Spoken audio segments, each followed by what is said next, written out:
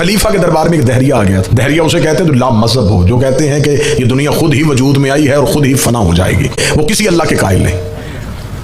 یہ خلیفہ کے دربار میں آ گیا. اس نے آگے خلیفہ سے سوال کیا. اس نے کہا میں مسلمان ہونا چاہتا ہوں. بابا جی خلیفہ بڑا خوش ہوا کہ اچھی بات ہے، کوئی مسلمان ہم سے بھی ہو. اور یہ خود ہی چل کے دربار میں آ گیا ہے، کوئی تلوار بھی نہیں اٹھانی پڑی. انہوں نے کہا ہاں جلدی کر کلمہ پڑھوائیں. اس نے کہا کلمہ بعد میں پڑھوانا، پہلے سوال کا جواب دو. اب حاکم پھر پریشان ہو گیا کہ سوال کا جواب. اس کا دہریہ ہے، کون سا سوال مشکل پوچھے گا؟ ہاں بھائی سوال کر کیا ہے؟ اس کا تمہارے قرآن میں آیت ہے ان اللہ علی کل شیء قدیر، بے شک تمہارا اللہ ہر شے پہ قادر ہے. انہوں نے کہا بے شک یہ آیت ہے. اس کا پھر سوچ لو یہ آیت ہے. انہوں نے کہا ہے. تمہارا یقین ہے کہ یہ ایسا ہو سکتا ہے؟ انہوں نے کہا بالکل یقین ہے، ہمارا اللہ جو چاہے وہ کر سکتا ہے. اس نے کہا اب میرا سوال سنو، کیا تمہارا اللہ کوئی اور اللہ بھی بنا سکتا ہے؟ اب میرے سوال کا جواب دو، کیا تمہارا اللہ کوئی اور اللہ بنا سکتا ہے؟ بابا جی اگر یہ کہیں کہ نہیں بنا سکتا، وہ کہے گا اللہ کل شیء قدیر کیسا؟ اگر کہیں بنا سکتا ہے، وہ کہے گا وحدہ لا شریک کیسا؟ حکومت پھنس گئی. حاکم پریشان ہو گیا. اس نے وہ درباری مولوی جو تنخواہ پہ رکھے ہوئے تھے وہ اکٹھے کیے. اس نے کہا ہاں بھائی تمہیں تنخواہیں دی جاتی ہیں بیت المال سے، اب جواب دو. انہوں نے کہا جواب لمحوں میں مل سکتا تھا اگر علی کو بلا لیتے. یہ دہریہ یہاں سے شرمندہ ہو کے پلٹ سکتا تھا اگر ہم علی کو بلائیں.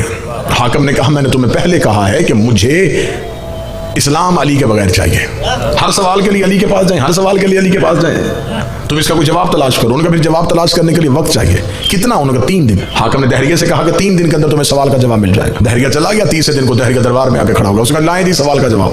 یہ باتیں اور ریکارڈ ہیں، تاریخ کا حصہ ہیں. حاکم نے علماء کو بلایا. علماء کو بلا کے ہاں بھائی اس کے سوال کا جواب دو جس کے لیے 3 دن کی مہلت مانگی تھی. جواب تیار ہے؟ انہوں نے کہا جی بالکل تیار ہے. ان کا کیا جواب ہے؟ ان کا جواب یہ ہے کہ اس کو قتل کیا جائے گا. اس کا جرم، اس کا توہین مذہب، ہمارے اللہ کی توہین.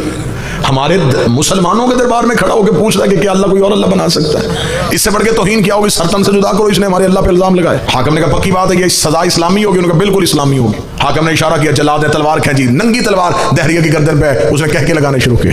حاکم نے کہا کیوں کہہ کے لگا رہا ہوں؟ میں دیکھوں گا کون بندہ مجلس میں جاگ رہا ہے. اس نے کہا کہہ کے کیوں لگا رہا ہوں؟ اس نے کہا تیری بے بسی پہ لگا رہا ہوں. میں جا رہا ہوں، سوال زندہ ہے. میں تو جا رہا ہوں، سوال تو زندہ ہے. اگر تیرے اندر طاقت ہوتی سوال کو مارتا. اس نے کہا تیری بے بسی پہ مجھے ہنسی آ رہی ہے، ابھی تو میری گردن کاٹے گا، میری لاش دربار سے باہر پھینکے گا، لوگ پوچھیں گے کیوں مارا؟ تو وجہ بتائے گا. وہ وجہ ایک سے دوسرے کے تیسرے کان میں جائے گی. یہ وجہ اتنی پھیل جائے گی کہ میرا سوال ایک دن مذہب بن جائے گا.